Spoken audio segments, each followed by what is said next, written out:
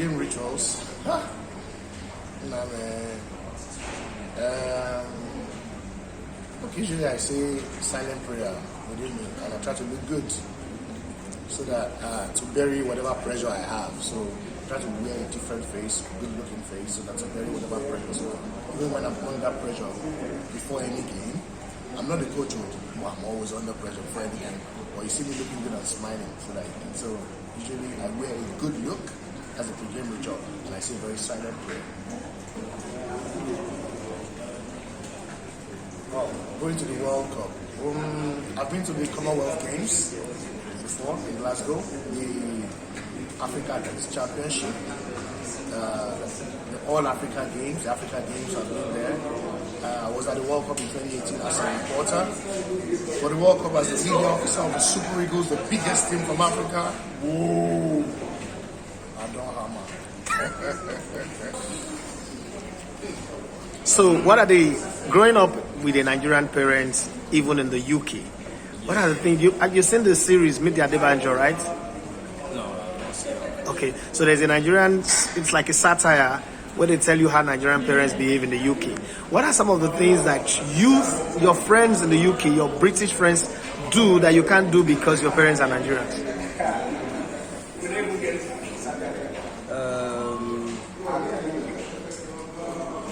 Probably have to say you can't bring friends back without telling your parents that you're bringing them back. Okay. So you can't just come to the house and bring your friends and surprise your parents.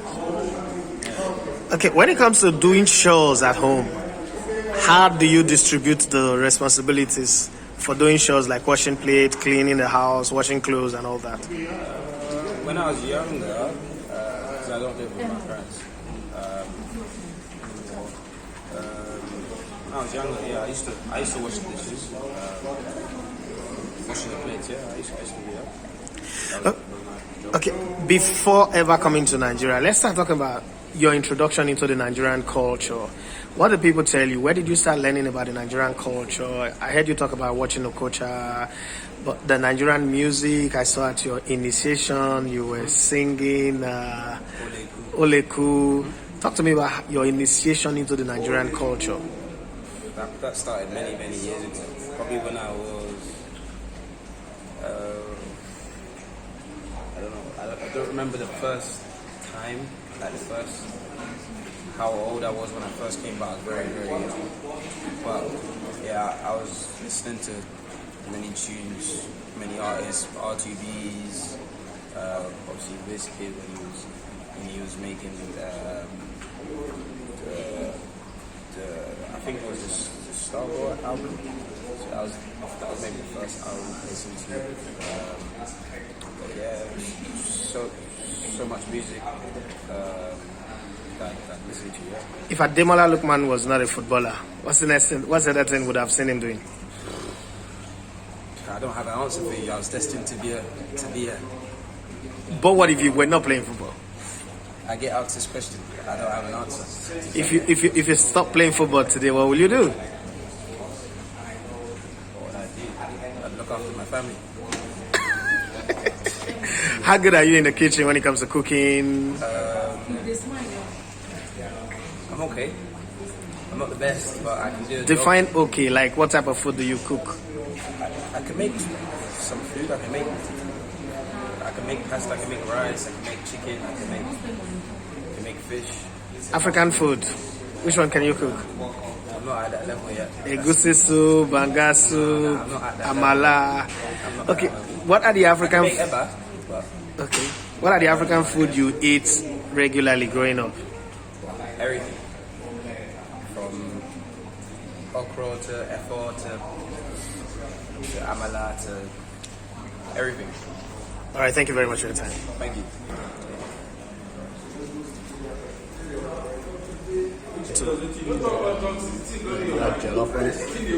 Like more jazz music, but this the new Afrobeat is okay, but mostly jazz music. When you're not doing football related things, what do you do? Mostly I enjoy playing with family, with my kids, my family, spending time. Do you cook? Yeah, I love to cook. You love to cook? Can you cook egusi soup? I can. That's one of the soups I can. Okay, run me through the process of cooking egusi soup. You have to get the palm oil first, then then me, what I normally do, I normally put the palm oil and fry it a little bit. Start to mix it up. I'll add water, Maggi, and other ingredients that are needed, crayfish and all those things. That's nice.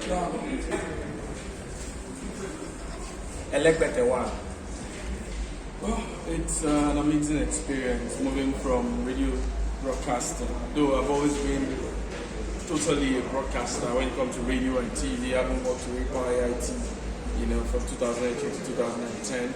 Then joining Biola in 2010 before I joined the NFL. Amazing experience. As at the time I was with Biola, I always come as a journalist to just gather content for the station. But now, being the one creating the content with these amazing superstars, it's a mind-blowing experience. I've relished, it over and over, and I've been killed by passion, to go the extra mile to create, digital content that when people see outside, they can match it with Nigeria because it's a big footballing nation, and a lot of these players see, these things that we try to put together here abroad at their clubs, when they are being interviewed and when they are being taken shots or even graphical representations are made of them.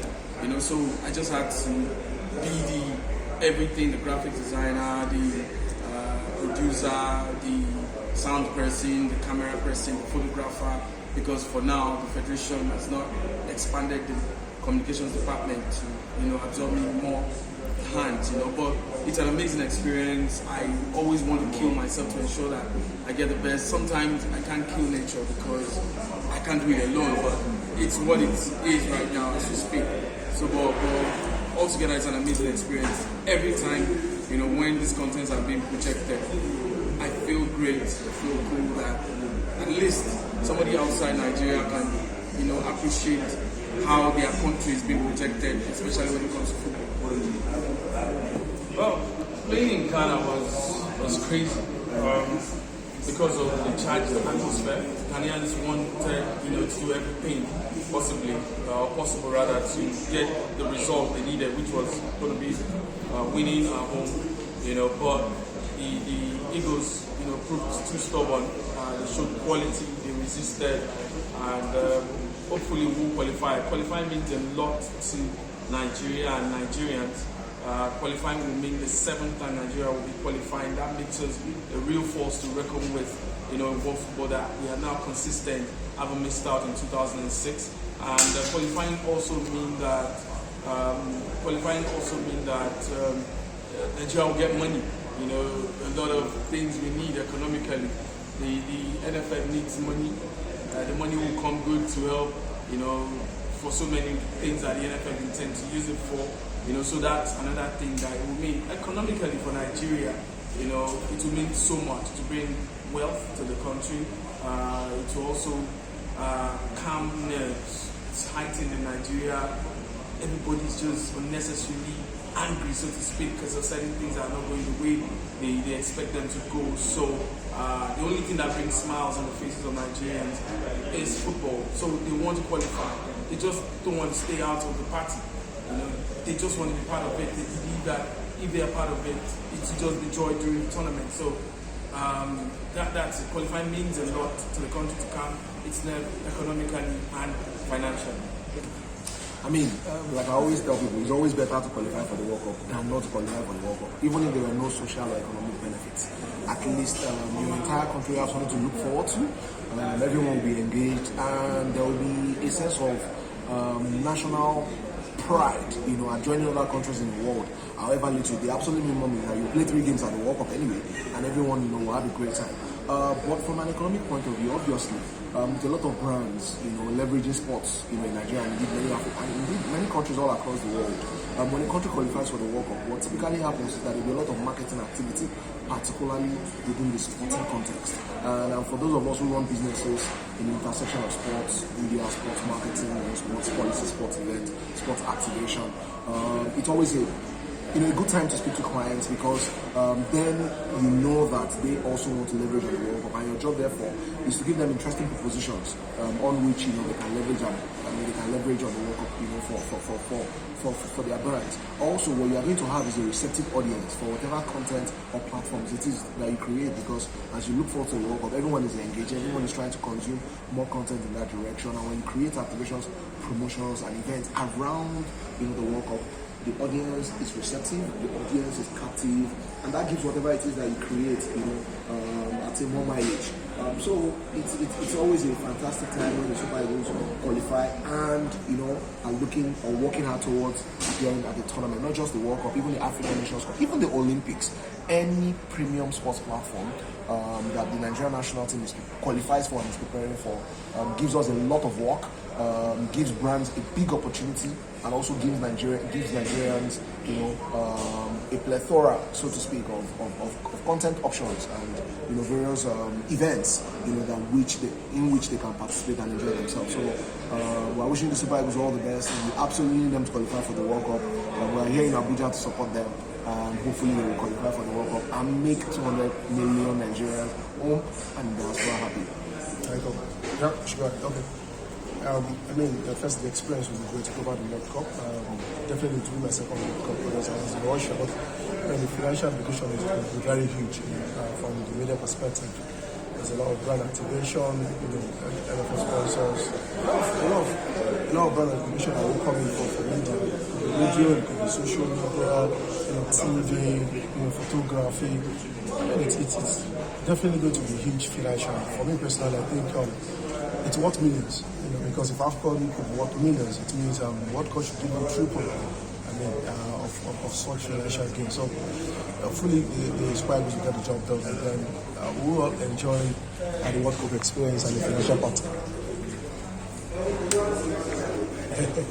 Okay, so personally, the World Cup is like the mecca of content creation. Basically, it's everything.